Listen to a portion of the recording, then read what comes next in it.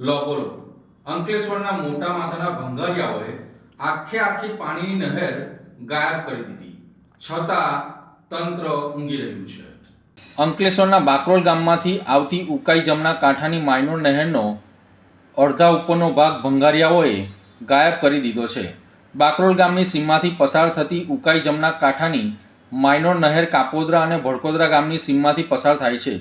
જ્યારે આ નહેર અંગે લાઈવ ભરૂચ ન્યૂઝની ટીમ દ્વારા તપાસ કરવામાં આવતા અડધા ઉપરની નહેર ગાયબ થઈ ગઈ છે તેવા દ્રશ્યો સામે આવ્યા હતા. ઉકાઈ જમના કાંઠાની માઇનોર નહેર બાકરોલ ગામના ખેતરોમાંથી પસાર થઈને આગળ વધતા રોયલ એસ્ટેટની પાછળના ભાગ સુધી જોવા મળી હતી અને આ નહેરમાં કોઈપણ પ્રકારનો પાક્કા સિમેન્ટ કોન્ક્રીટવાળી નહેર નહીં પરંતુ કાદવ કીચડવાળી નહેરના દ્રશ્યો કેમેરામાં કેદ થયા હતા. અમારી ટીમ દ્વારા આ નહેરના આગળના ભાગ પર જતા નહેર સંપૂર્ણપણે એક ગટરમાં ફેરવાઈ ગઈ હતી તેવા દ્રશ્યો સામે આવ્યા હતા. આ દ્રશ્યો જોઈને અમે પણ ચોંકી ઉઠ્યા હતા.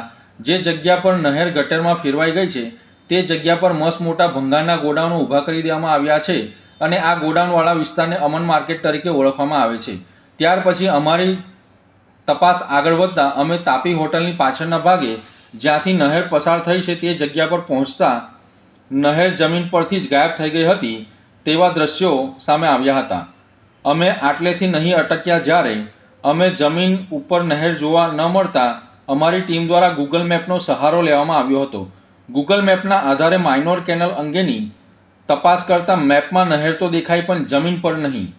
જે જગ્યા પરથી નહેર પસાર થાય છે તેની પર મોટા મોટા ગોડાઉન ભંગારિયાઓ દ્વારા બનાવી દેવામાં આવ્યા છે અને નહેરની જગ્યા પર ગેરકાયદેસર રીતે કબજો કરી લેવામાં આવ્યો છે.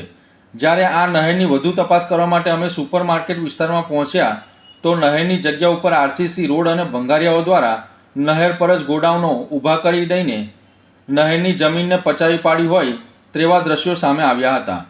અંકલેશ્વરના ભંગારિયાઓ પ્રદૂષણ ફેલાવવા માટે તો જવાબદાર છે જ, પરંતુ સાથે સાથે આ ભંગારિયાઓ સરકારી નહેરની જગ્યા પચાવી પાડીને સરકારના નિયમો વિરુદ્ધનું કામ કરી રહ્યા છે.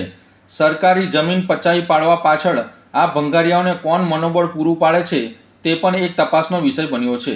જે રીતે રાજ્યના મુખ્યમંત્રી દ્વારા અમદાવાદના ચંડોળામાં બુલડોઝર ફેરવીને સરકારી જમીનો મુક્ત કરાવી હતી તેવી જ રીતે અંકલેશ્વરના Noble market, New India market, super market, Adarsh market અને અમન માર્કેટ સહિતના બનેલા ગેરકાયદેસર ગોડાઉનો તોડી પાડીને નહેર ખાતાની જગ્યા ખુલ્લી કરીને ફરીથી નહેર બનાવીને લોકોના ઉપયોગ માટે ખુલ્લી મૂકવામાં આવે તે જરૂરી બન્યું છે.